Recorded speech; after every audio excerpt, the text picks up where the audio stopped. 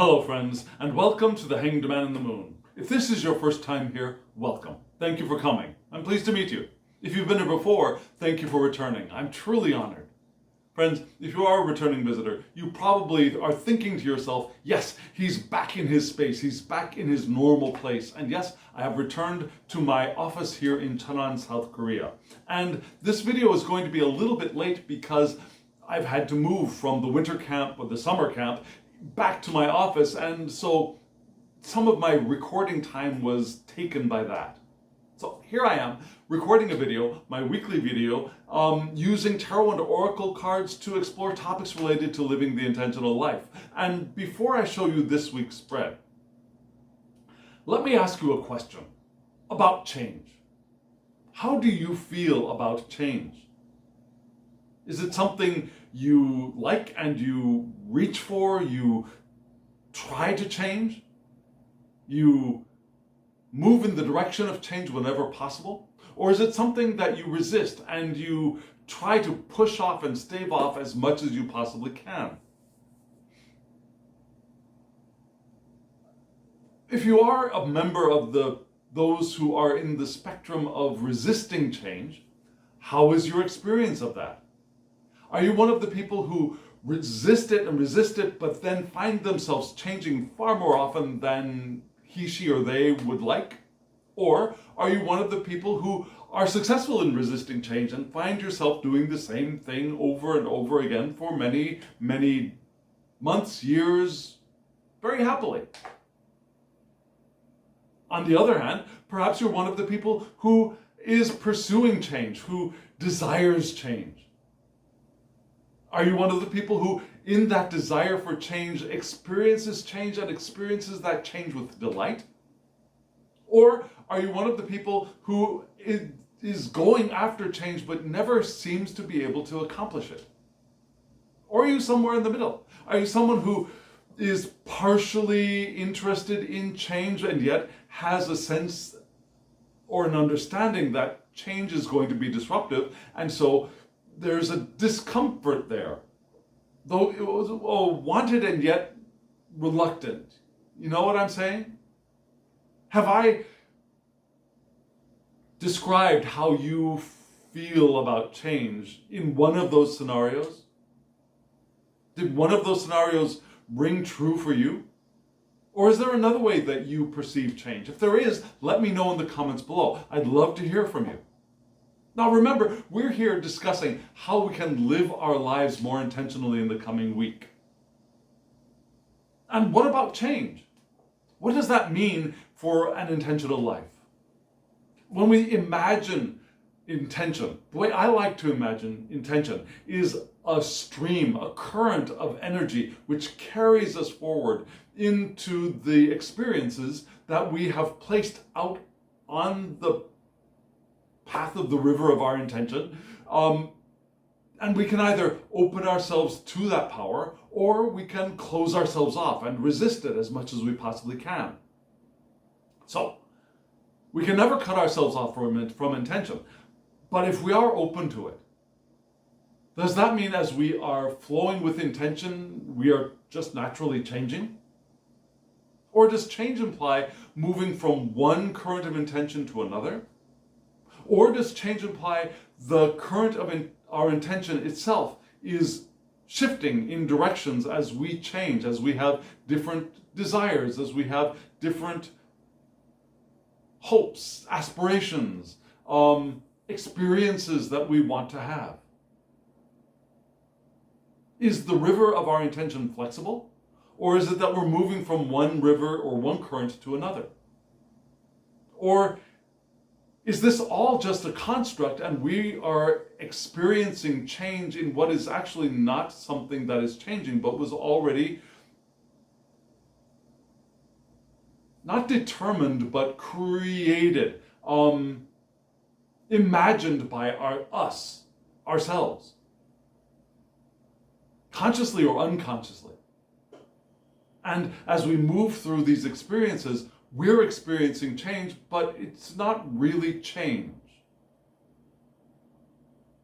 When we pass from one experience to another, Is our current of intention somehow changing, or is it stable?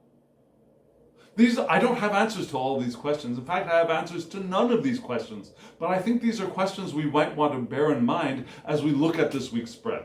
So friends, what are we going to do?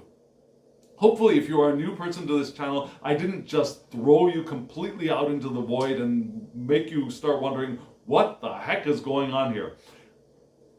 We're going to look at a spread. And we'll look at the whole spread together, briefly, and then I'll break it apart into its 5 bits. And let me show you the whole spread before I talk about those 5 bits, okay? Here's the spread right now.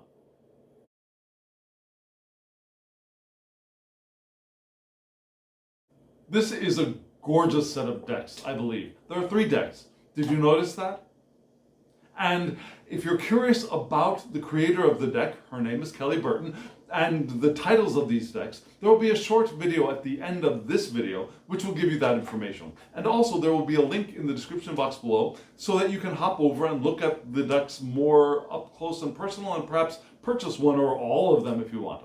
I highly recommend these beautiful creations of Kelly Burton. They're wonderful. And you saw that we had a spread that looked like it was in 5 sections, right? There was the central section of 3 cards, and then there were 4 sections of 3 cards, top right, top left, bottom right. And that's the order that we're going to be reading them in. Yeah? The central section of 3 cards tells us where we are right now. The upper right section of 3 cards tells us the direction we are flowing in if we just keep our hands out of it and we move with the current of time. The upper left section of 3 cards, that gives us a representation of how things might change if we get involved in moving, in shifting our current of intention. If we stick our hands into the business of our flow, this is another possible path that we could move on into. And then in the lower left-hand corner, there is a group of 3 cards that gives us the challenges for this spread. And the challenge could be positive, something we want to strive for, reach for. Or it could be something negative, something that stands in our way of the flow of our intention. And then in the bottom right-hand corner, we have divine intervention, the divine or spiritual help that is available to us, which we can either accept or reject. We always have that choice, right? Free will and all. So that's how we're going to read this spread, and that's the order in which we're going to read this spread. So friends, right now we're going to look at more closely the central section of 3 cards and read those together. Here they are right now.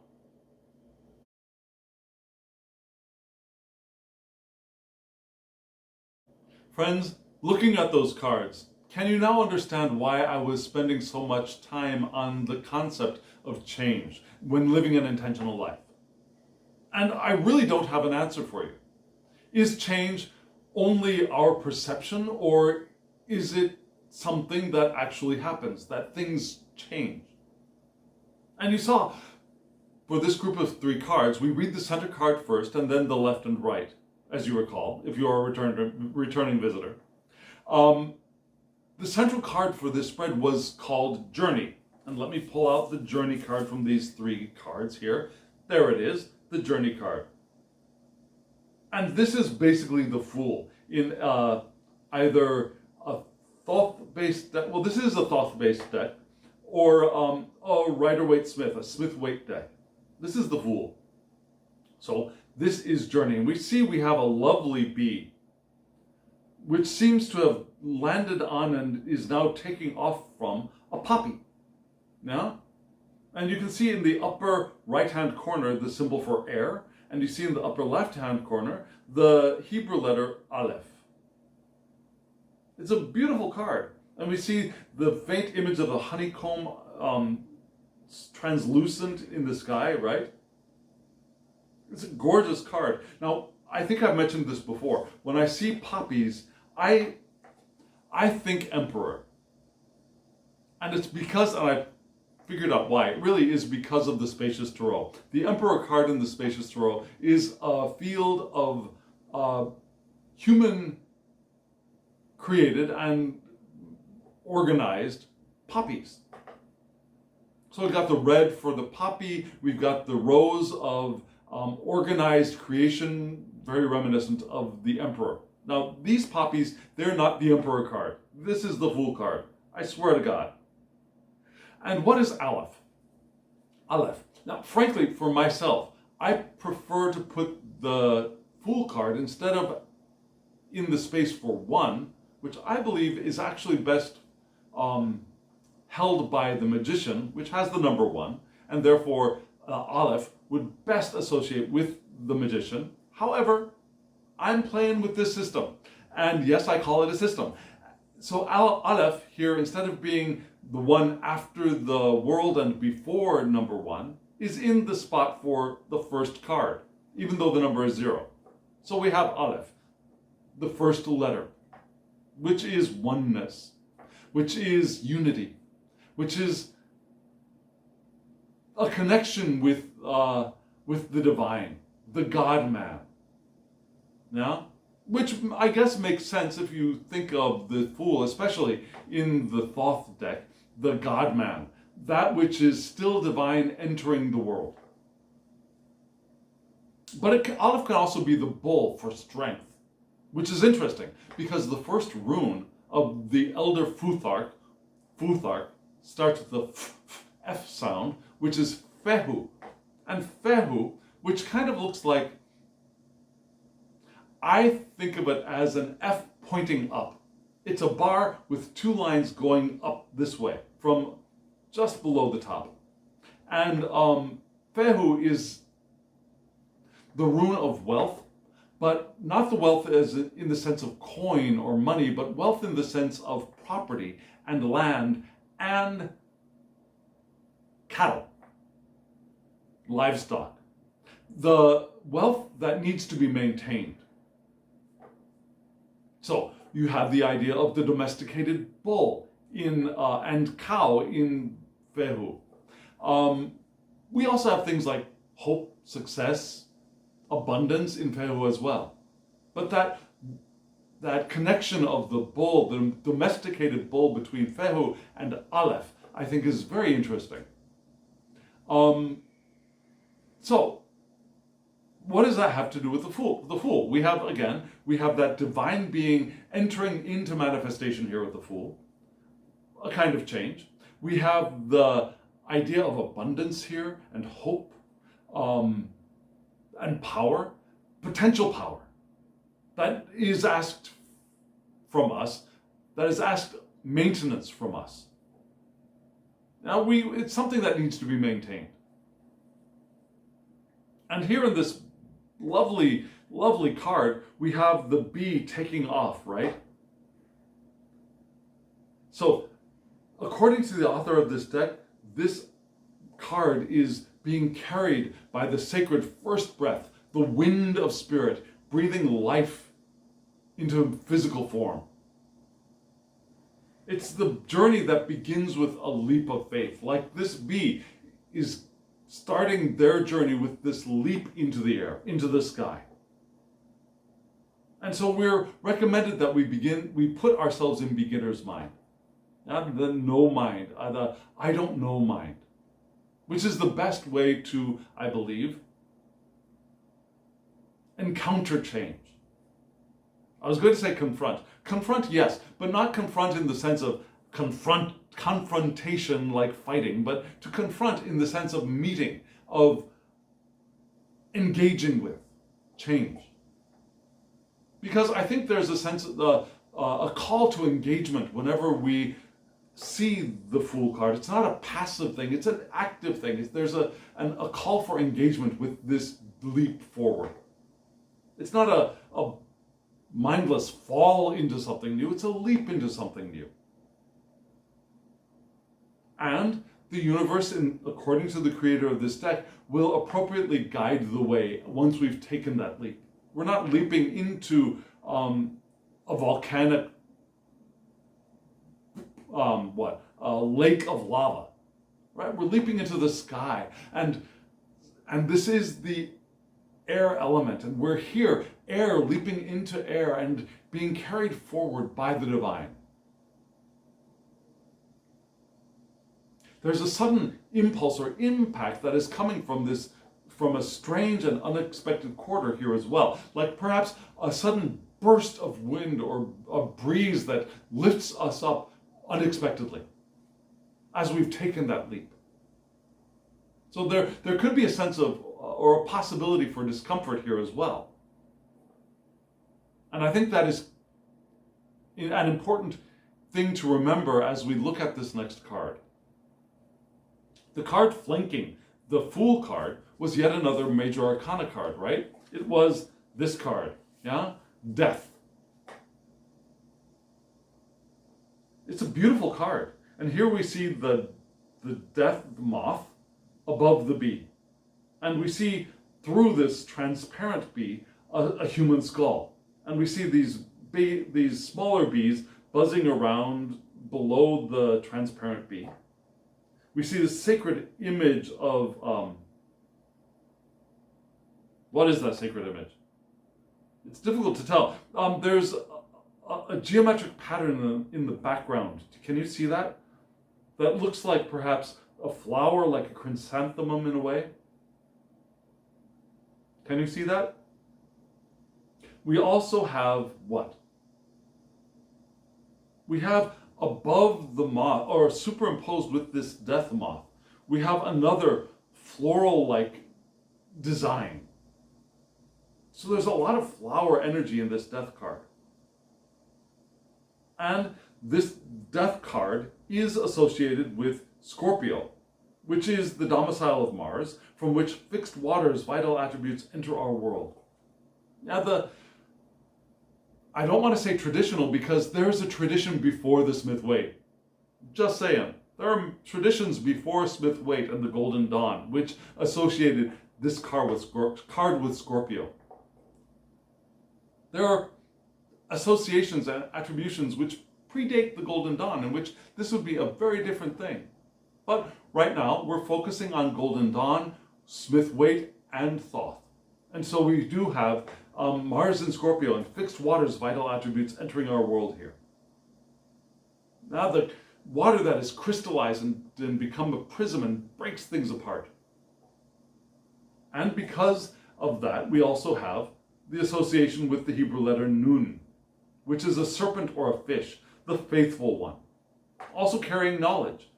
Knowledge of an old world which has been deluged with a flood, over that flood into the new world. Think of Noah's Ark as an image for Nun. So we have wisdom, knowledge, which we're carrying forward into the new life. And yes, this death card is the end of the old so that we can begin, where are you? Begin the new, right? It's also associated with Perthro for the runes. I mean, I'm keeping the Hebrew and the runic attributions matchy-matchy. So because we have Nun associated with this, I'm bringing Perthro here, which kind of looks like a cup turned sideways, and it's decision, but also mystery and prophecy. It's it's uncertainty, secrecy, but also occult skills and occult initiation. There's partnership in Perthro, and also female ways of knowing. The irrational way of knowing, not crazy irrational, but as opposed to the analytical, rational mind, the irrational, holistic, intuitive mind. And yes, our society has put way too much emphasis on the rational and has demeaned the irrational to an extent that is unconscionable, I believe. We all have the potential for strong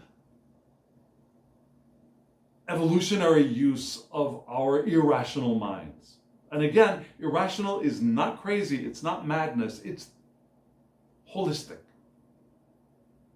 It's beyond analytical, not less than analysis, not somehow inferior to analysis. It's beyond analysis.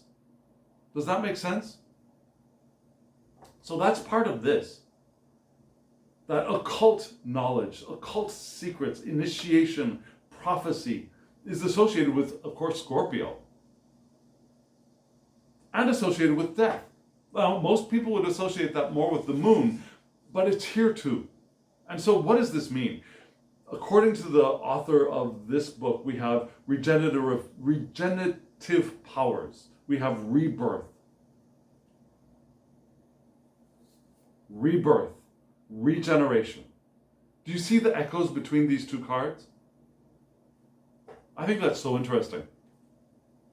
We also have endings and change, of course. Change, transformation, transmutation, transubstantiation, transition.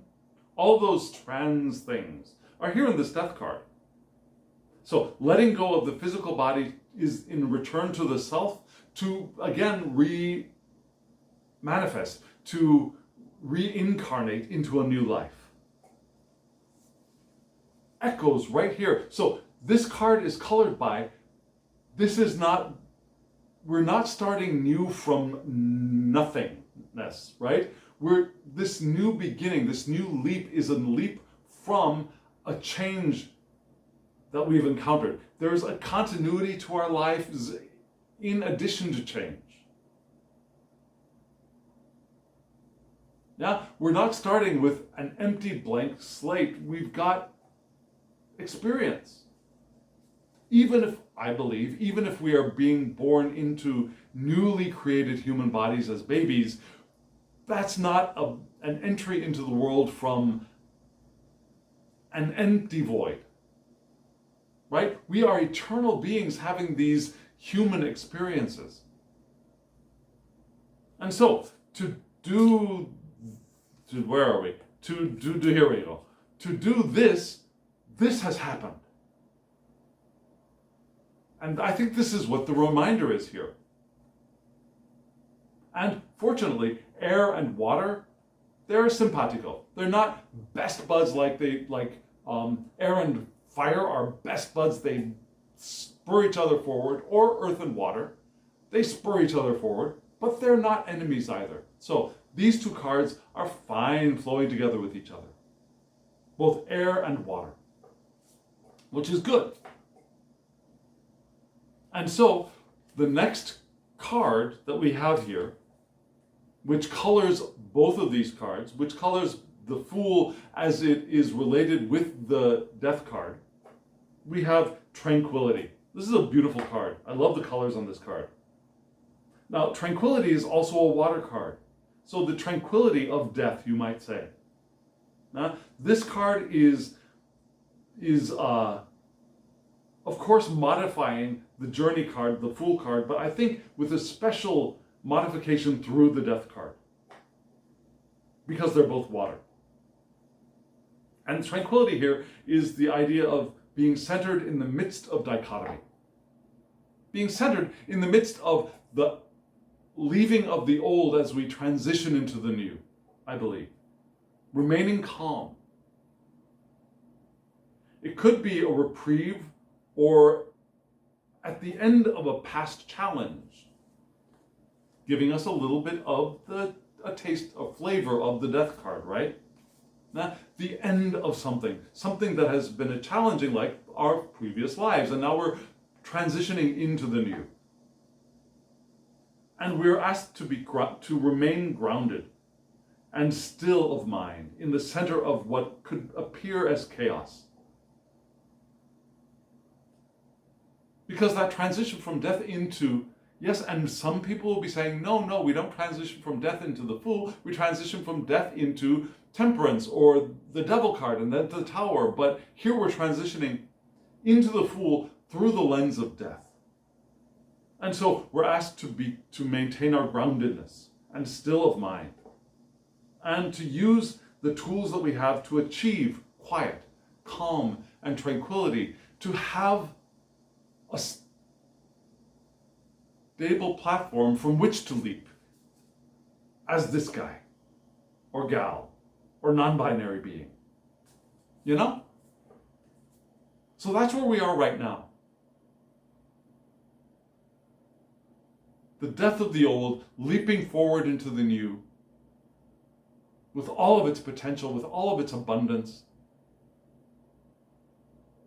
with the occult wisdom that comes with the death card, with the prophecy that comes with the death card, with the knowledge of the serpent that comes with the death card.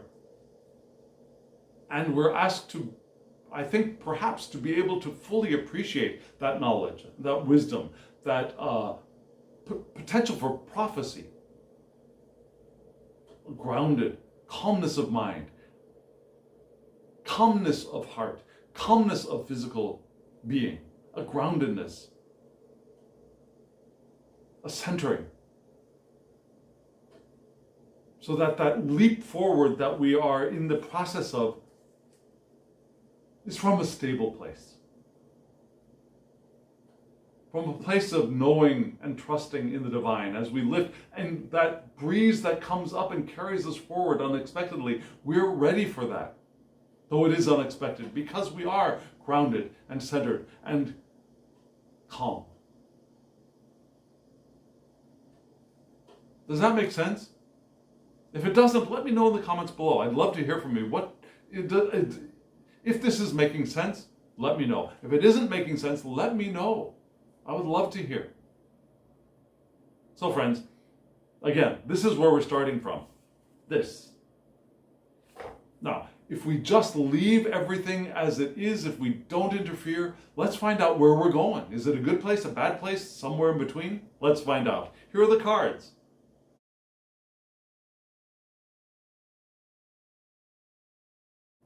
Friends, I think that this is a very powerful spread, if I haven't mentioned that before. And you just saw the 3 cards that represent the direction we will probably be moving in if we stay out of it.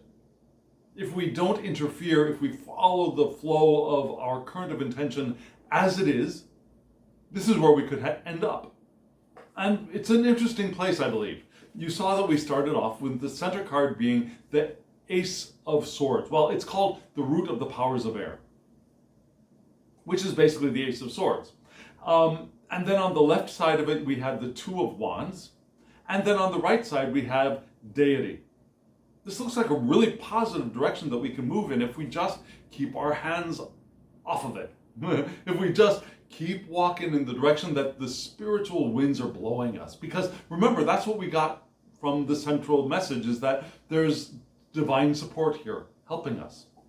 And we'll get to the divine support in a little bit. But first, let's look at the direction we're moving into. And again, we have this wonderful Ace of Swords card where the bee is I would say flying in the direction of or crawling on top of this beautiful sword. And we have a Merkaba in the background there. We see a lotus design, I believe, at the bottom. Is that correct? No, they're not lotuses. They're different flowers, but they're flowers down there. The bee looks like it's powerful and happy. And again, this is the root of the powers of air, which is the Ace of Swords. So we're moving in the direction of what? This is the essence of the Vav of the Tetragrammaton. Yod He Vav He, the unpronounceable name of God. Yeah, the first Yod is the first masculine principle, the first male principle, I should say, not masculine. I don't like that word. The first male principle, the first Yang of Yin Yang, Yang, the first active principle. Then we have He, the first female or receptive principle of Yin, in Korean. And then the next active or male letter is this one, is Vav, which looks like a sword. And so it could also be the prince of the 4 court cards. Yeah, the Vav is the prince. So for me, the princes or knights in other decks are air cards. Now the kings are fire, the queens are water, the knights or princes are air. And I should say the king knights, depending on which system you're working with. the knight of the Thoth, or the king of the Smith Waite, or the king of the more traditional Terre de Marseille, antique Italian decks. They're fire. Queens of water. Pages, princes or knights, depending on the system, are air, and then the princesses or pages are earth. So here again, okay, long story short, this is air. Air of air, maybe even. The essence of the vow, truth and awareness. The birth of an idea. The spark of intellect and understanding. All of those wonderful light bulbs turning on. Vision clearing. Ideas rising to the surface. Nascent ideas, yeah, the germ of ideas perhaps, maybe not fully formed, maybe not fully developed, but they're there. Now, Kelly Burton says that this is the sword in the hands of the magus. So this is the idea for creation, rather than the sword in the hands of a warrior. This is the sword in the hands of the magician, the magus. This is pure light. It could also be the sword of justice upholding divine authority, or it can be the sword of punishment, depending on how we wield it. It's a double-edged sword. It could be justice or punishment. But it could also be pure light. For some reason, I keep landing on the word just, and I don't like that word. That's a very limiting word. It's just this. Anytime I hear the word just, I think that's a lie. That's an untruth. Nothing is just anything. Yeah, that's a very human way of putting things in boxes, which sometimes helps. Putting things in boxes helps us to organize things and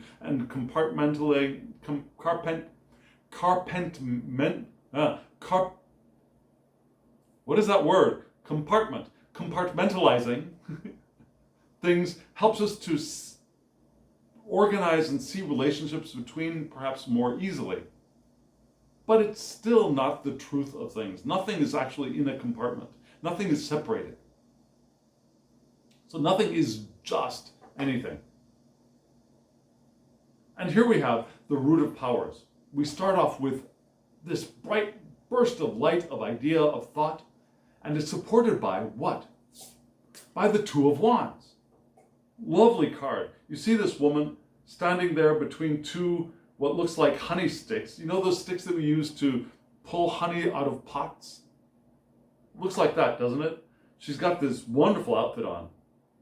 You can see her in the midst of flowers everywhere. She's looking at a stream of bees flying off into the distance. It's a beautiful, beautiful card. I really do love her outfit.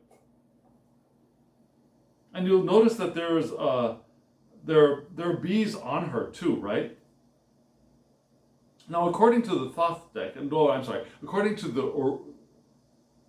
the Golden Dawn, the title for this card is Lord of Dominion. And it's envisioning limitless possibilities. It's future planning, may still be in the dream stage, but it's important. It's the beginning of the formation of the direction that we're moving in, or the choice that we want to make. There's deep creativity. It's a Wands card, right? There's deep creativity arising here. And there's a call to make that vision a reality. Now, we haven't started moving in that direction yet, but it's becoming visible now. So there's potential progress. There are decisions that might be asked of us. There's discovery that is possible.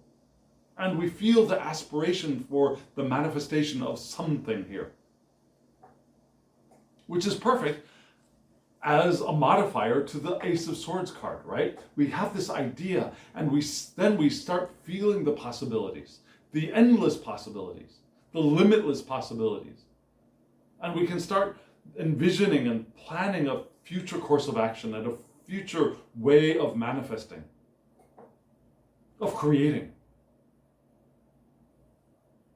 that creativity in association with the idea as it arises is powerful. And as far as elemental dignities go, fire and air are best buds. Yeah, they spur each other on. So we've got a very powerful direction that we're moving into. Now we're envisioning possibilities, we've got these ideas, and this is all modified by this beautiful card, Deity, which is ether. And the oracle deck that this comes from has 5 suits. The the common Western elements of fire, water, air, and earth, plus the 5th element of spirit, of ether. And from the ether, from spirit, we have the card of Deity. What could be more powerful than that? And what is this card telling us?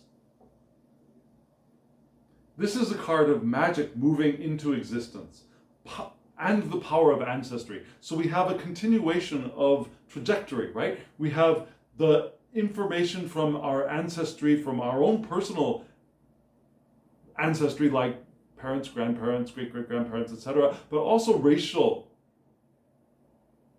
species, ancestry from millennia. Or at least, yeah, that's right, millennia, definitely millennia. We have millennial ancestral information which is moving us in the direction that we're going in. So, we're asked to explore here what the divine means to us. What is the divine to you? Who is the divine to you? Do you have a name for the divine? What do you call the divine? Do you call the divine God? Do you call the divine Gaia? Do you call the divine Great Spirit? Do you call the divine Brahman? Do you call the divine Allah? What is your name for the divine? The name's not really important, but once we've put once we've felt the name, once our heart has heard the call of the name, we can begin to explore our relationship with that. Because we're here in these human bodies with these human brains, and having something to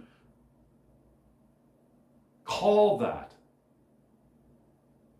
helps us in our conceptualizing, right? And our inquiry, I believe.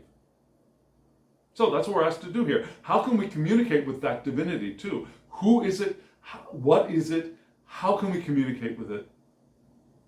And do we recognize the magic that is infused through us by the divine? And how the power of our ancestry is informing our understanding of the divine.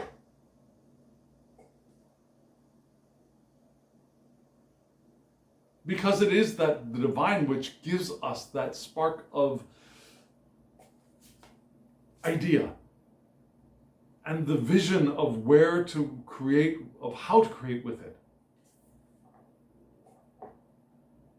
Sorry, there's something on a dry skin, I think, on my lip, and I keep worrying it. I'm sorry.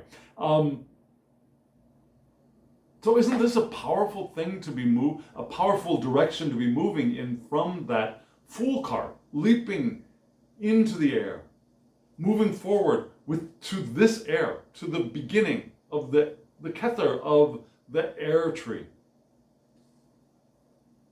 supported by the fire of Hokmah, of the fire tree, which is wisdom. Understanding is Binah, wisdom.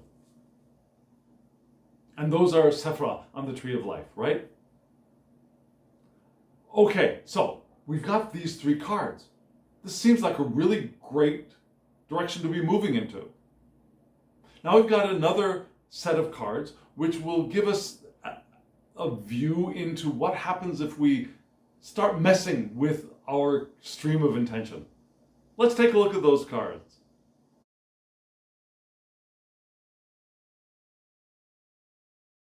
Beautiful cards, right?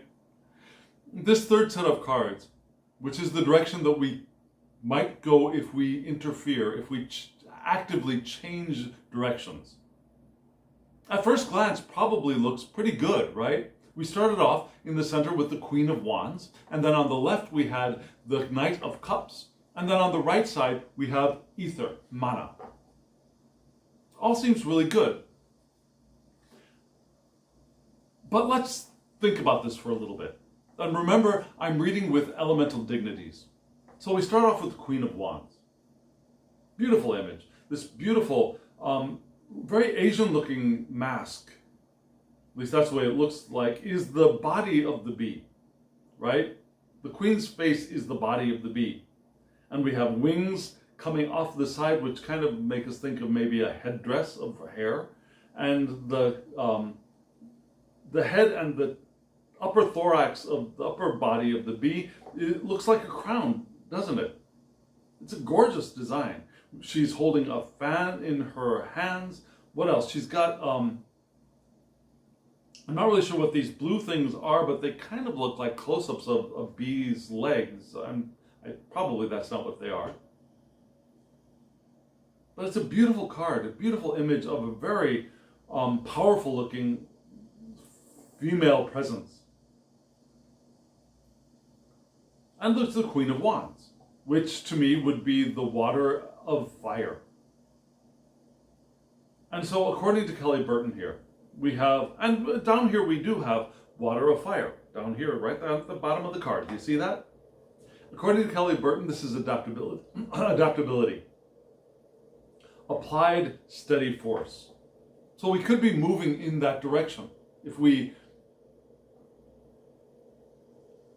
take the reins into our own hands, yeah? Adaptability is great.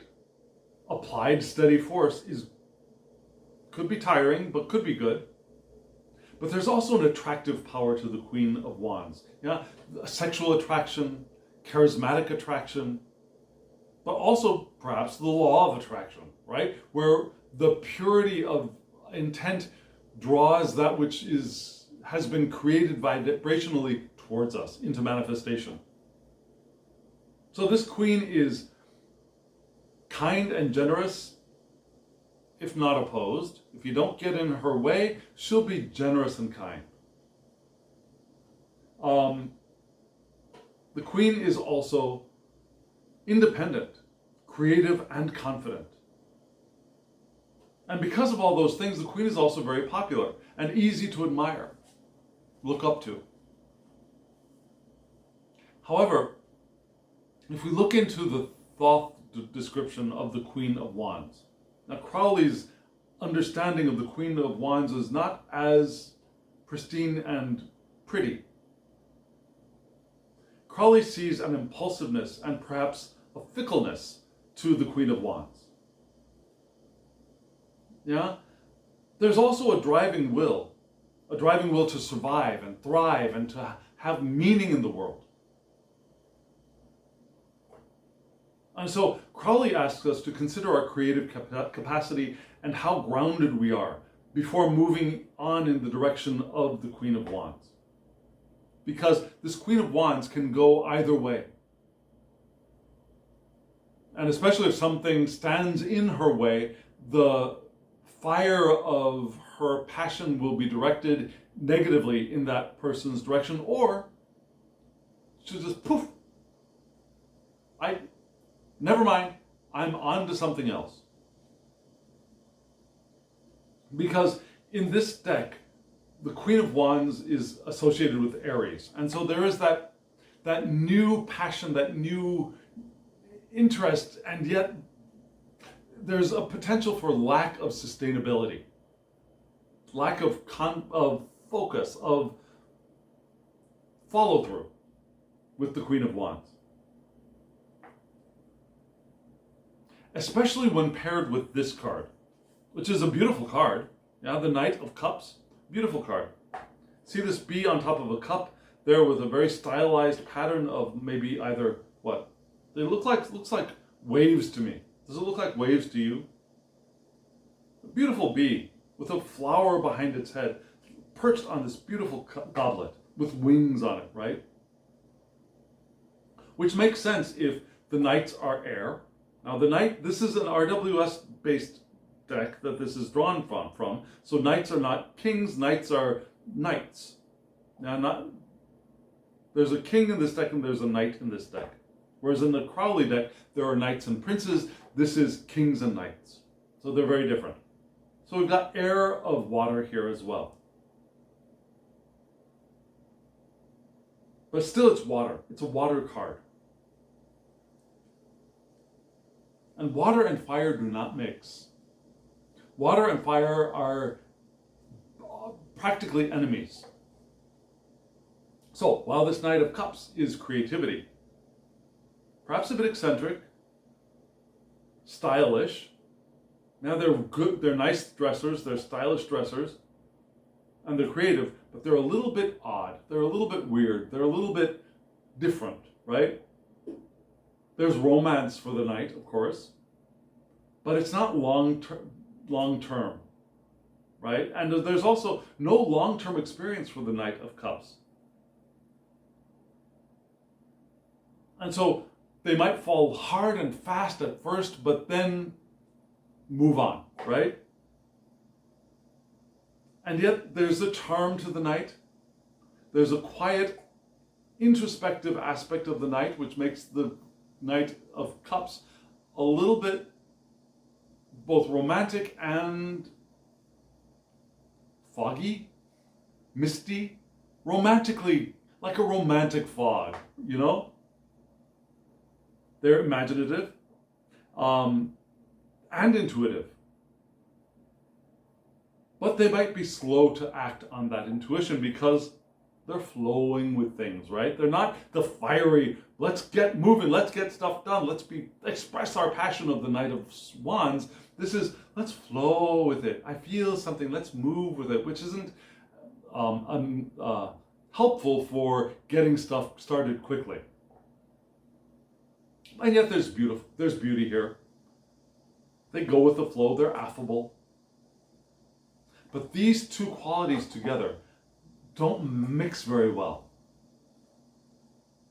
Now one burns the other up, one will turn one into mist, whereas this one will drown this one, will quench the fire of the other one. And so even though there might be a passion and a desire to control, there's this watery softness that gets in the way, and it's like, what am I going to do? Now there's conflict here between these two elements and these two royals. One of softness, of flow, of feeling the romance of things, and one of the creative, the creative, adaptable, but fiery, and don't get in my way. If you get in my way, either you're going to be burned up or I'm taken off.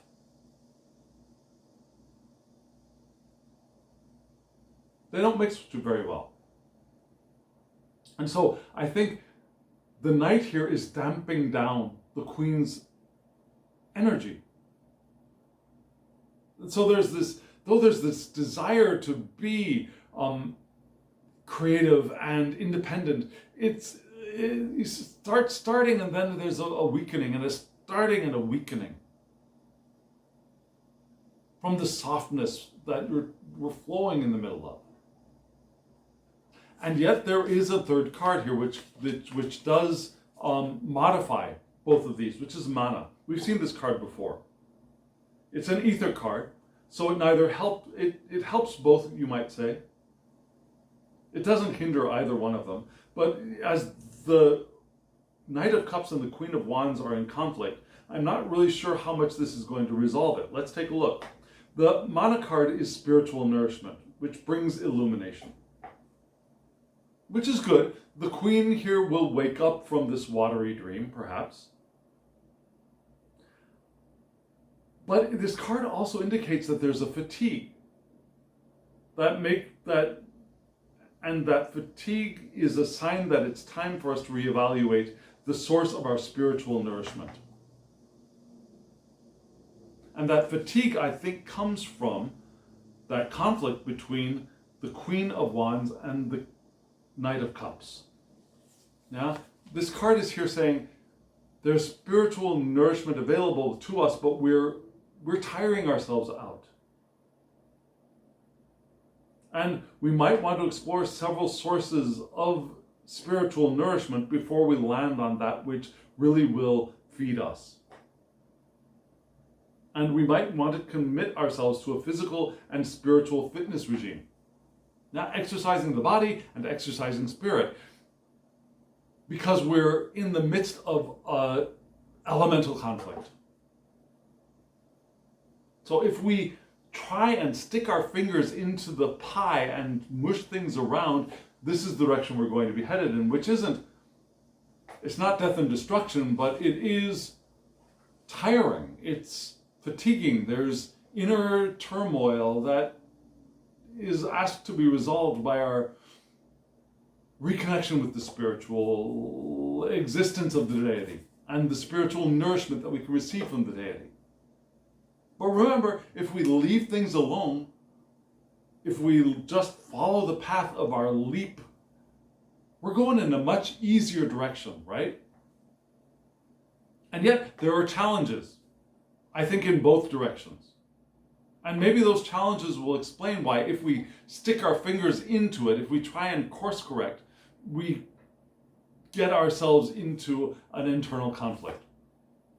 So let's take a look at those 3 cards right now.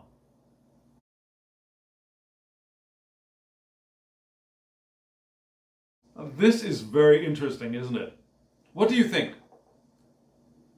Is this a challenge of something to aspire towards, or is it a challenge of something that's going to stand in our way? Well, let's take a look. We start off with the 2 of Cups. This is the central card, the central card. And it's associated with Venus in Cancer, which is weird.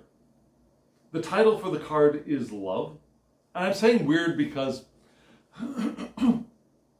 for me, the way I have learned continental tarot, which is where I first really began to associate zodiac and tarot. For me, the 3 planets that should inhabit the 3 domiciles of Cancer should be number 1, the Moon, number 2, Mercury. Mercury from, number 1, the Moon, number 2, Mars from Scorpio. Because I do the classical planets, I don't do Neptune, Uranus, and Pluto. So we've got, what did I say? The Moon and Mars in Scorpio, which is the 2nd domicile of Cancer. And then the 3rd domicile of Cancer would be the Pisces domicile, which would be Jupiter. Venus doesn't enter into the Cancer domiciles the way that I have learned and studied it.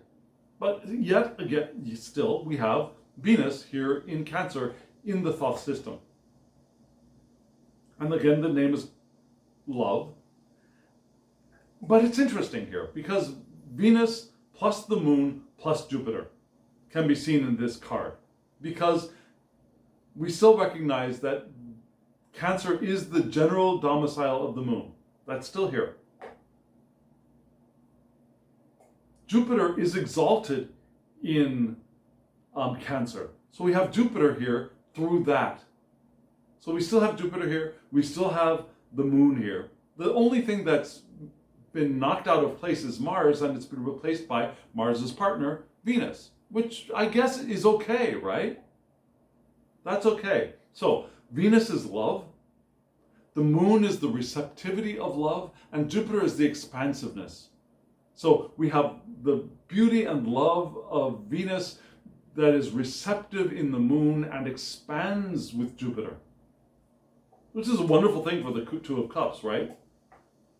So we have the ideas of nurturing, being protective and cautious and yet fertile.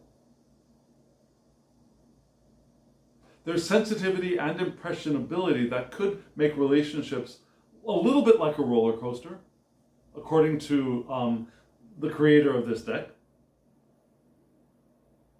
But according to Crowley, this is love directed by will. kind of like a Cancer. Yeah, Cancer that's cardinal water, right? Love directed by will. The first crack out of the gate of the water suit in the zodiac. So there are loving relationships formed, mutual respect and reciprocity is formed here in the Two of Cups card. There are partnerships and friendships and other bonds of the soul in the Two of Cups card as well. It's a union of poles, of directions of the spectrum. I just lost my Two of Cups card. I'll be right back. I'm back. So if we look at these two Bs here, we can think of them as like the north and south node of a magnet, right? And a magnet is a kind of spectrum. There's this one part of the magnet is moving in the direction of the eternal positive, and the other end of the magnet is moving in the direction of the eternal negative. And if you split that magnet in half, you will have two magnets, both with one end pointing towards the eternal positive and one end pointing towards the eternal negative. Negative not being bad, but being different spin of the electron.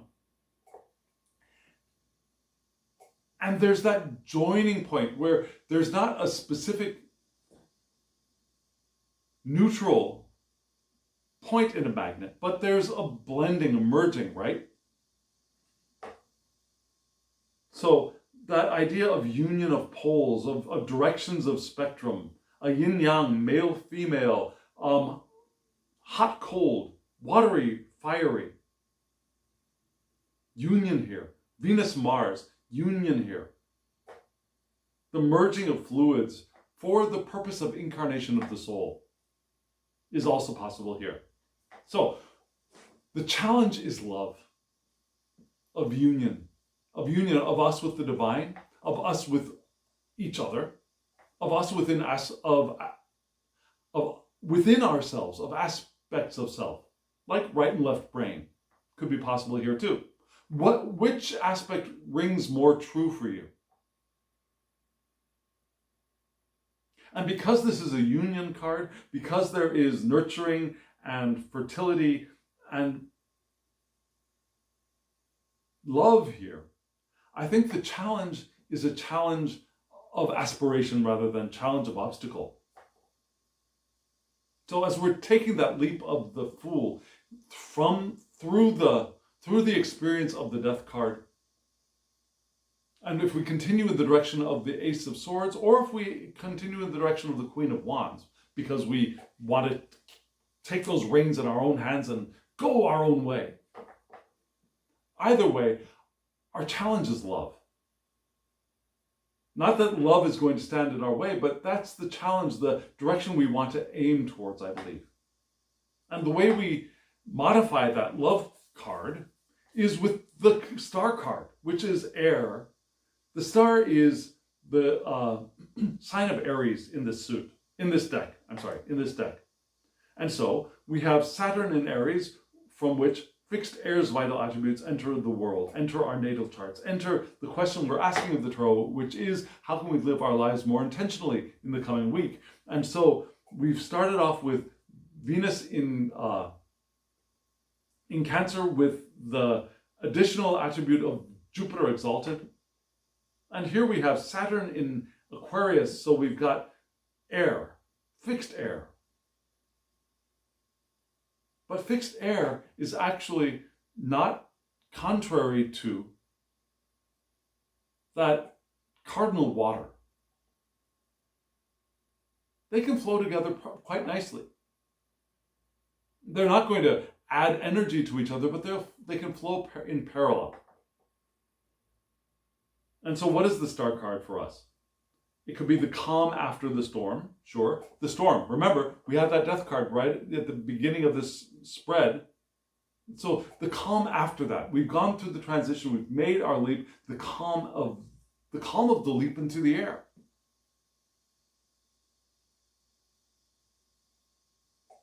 It's hope.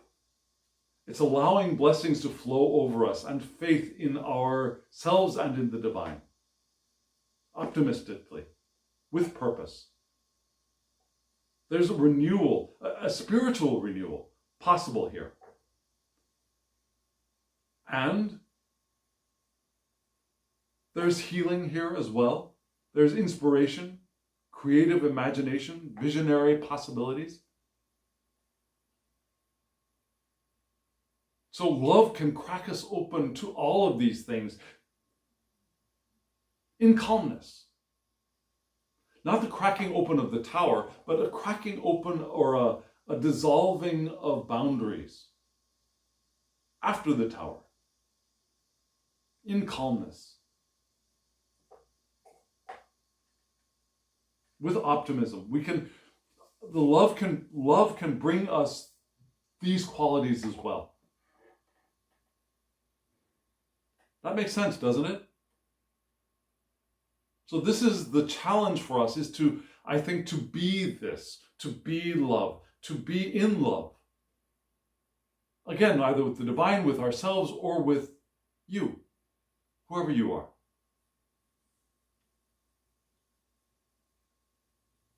And our oracular assistant here is the prism. A beautiful card. The prism, which is an ether card, so it's not going to interfere with either the cup, the water suit, or the air suit. The prism. And the prism card, you see this beautiful bee with a diamond for a lower body, right? This diamond receives light and breaks it and cracks it open into a spectrum of color. And so this card asks us two potent questions. The first question is, how is the pure light of our consciousness being split into a multitude of stories?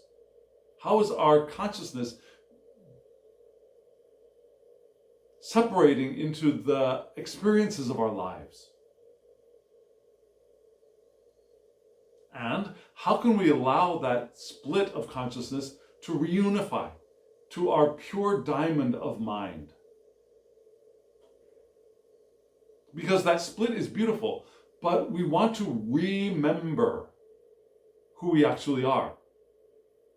Remember, to bring back into unity who we actually are.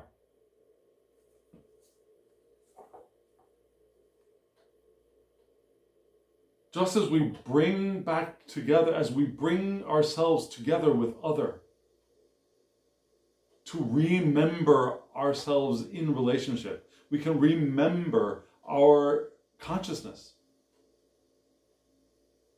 So again, this Two of Cups here, where are you? Where are you, Two of Cups? The Two of Cups here could again be you and me,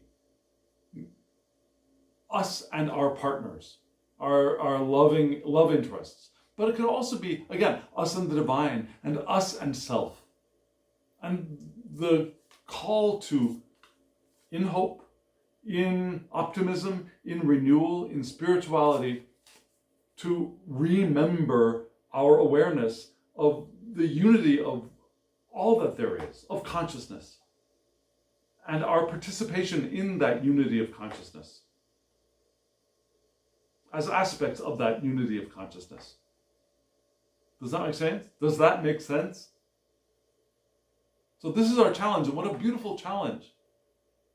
A challenging challenge, certainly, but a beautiful challenge. And one that will support that fool's leap, I believe. So friends, we have a little bit of assistance from the divine, which is great because that's part of what these three cards are pointing to, I believe. Our relationship with the divine, with the divinity that we are, with the eternal natures that we are, in relationship with the eternal nature that you are. So, what's the divine, what does Spirit have for us? Let's take a look at those cards right now.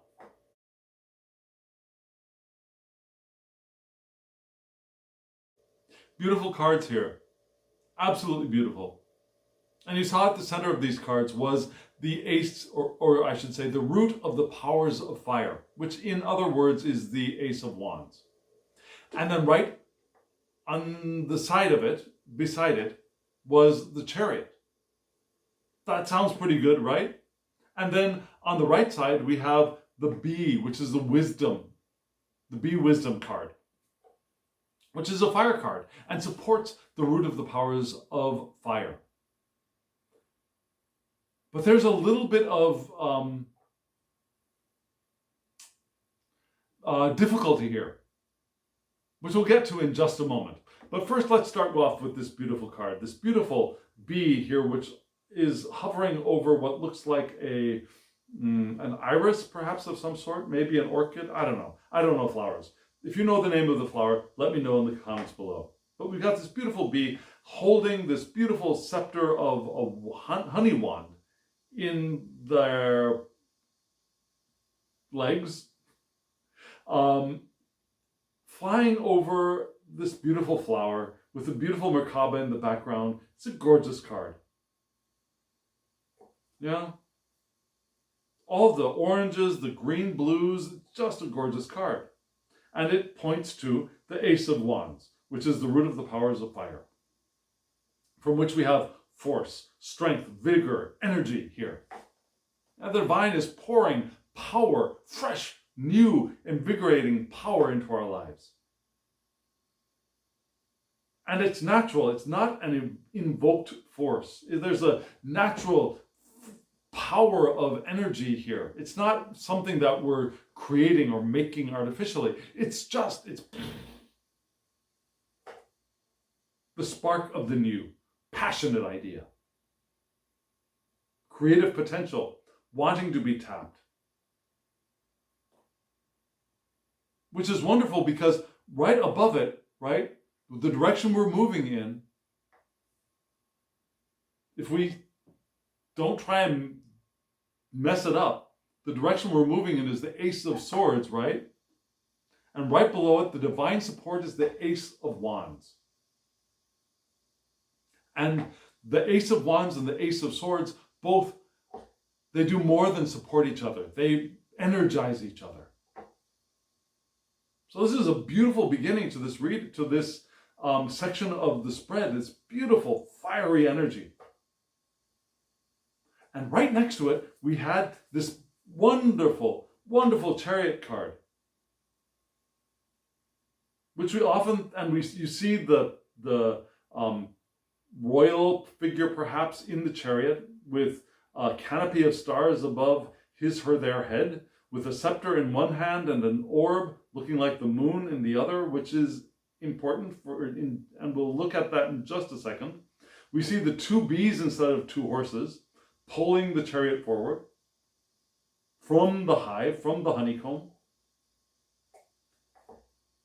And I don't know if you can see this, but I believe I'm correct. At the third eye of the charioteer, there is a blue crab. Why? Because the chariot is associated with Cancer, which is the domicile of the moon, which we got right here, right? The moon, from which cardinal water's vital attributes enter our world, which is wonderful, except this is modifying or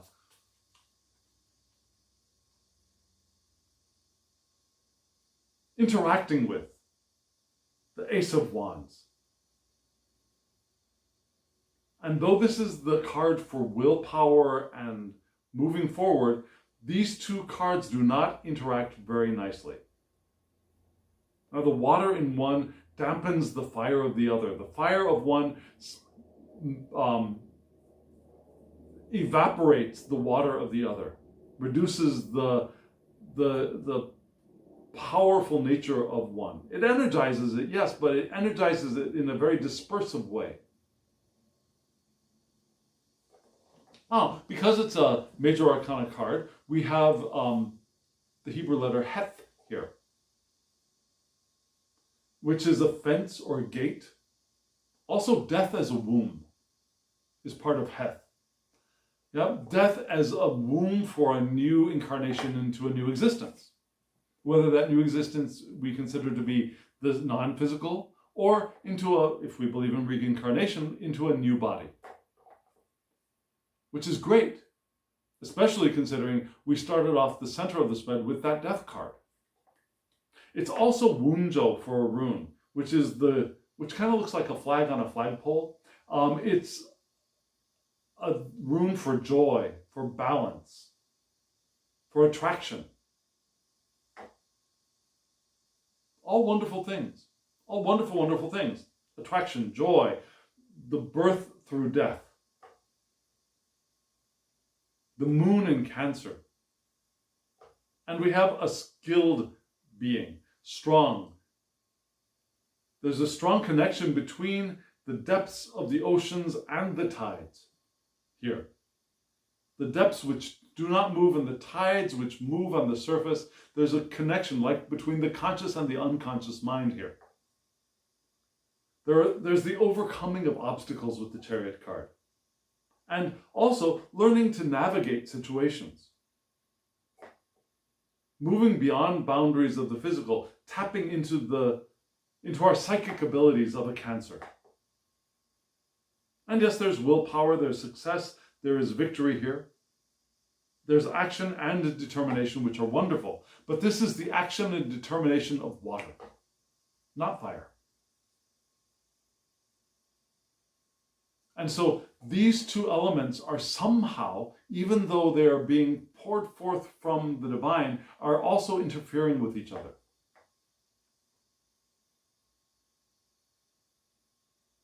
Sometimes our willpower can overpower the spark of the new. And remember, if we use our willpower in this situation, we're moving into a more challenging aspect with the Queen of Wands and the Knight of Cups.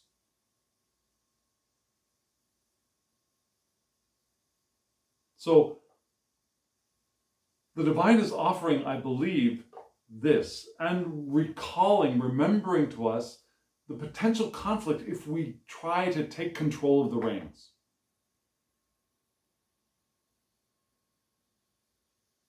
And yet there is a little bit more help on here. Yeah, we have the bee wisdom, which is a fire suit. So this supports this, right? Bee wisdom, fire. Wisdom passed down through the ages. Remember, we have that remembering of the wisdom coming through our ancestors into our future. And that's energized. It's supported by the divine here. Bee wisdom focuses on the expansion of life. And that expansion of life comes through cycles of death and rebirth and reincarnation, right? And we're asked, what is the importance of the collective consciousness to us? Is it a source of our wisdom? Is it a source of our ancestral knowledge? Or is it distracting? Is it a locus for our intuition? Or is it something that weighs us down? What is the importance of the collective consciousness to you? Is it frightening for you? This card also asks us to work on the small challenges before they grow into larger challenges. And that working in a group, like a bee, could be beneficial for us. So, this card with this card supports this card. So this spark, the new thing, the force and natural energy that is pouring into our life, the spark of a new passionate idea, maybe we want to consider how our collective unconscious, our collective deep wisdom can inform that. And we might want to work on that in relationship with other people, with the actual collective of beings around us. Knowing that going off on our own with our willpower, that might be problematic. The support is going to come from the divine, from our collective unconscious, and from our community. Which also, I think, reinforces that Two of Cups card of relationship.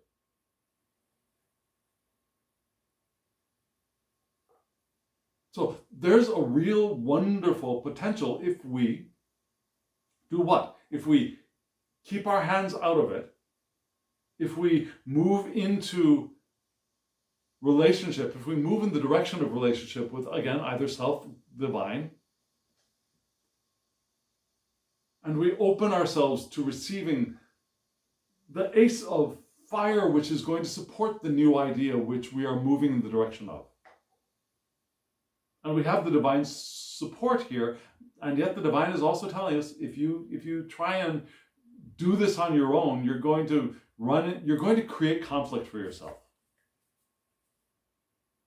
Does that make sense? Isn't that interesting? I think this is an incredibly powerful time for us. And I hope this makes sense for you and you can see how this applies for you right now in your life. And if it does make sense and it does seem to apply for you in your life, let me know in the comments below. If you're still trying to work out what I'm trying to say, let me know in the comments below. Maybe I can help both of us.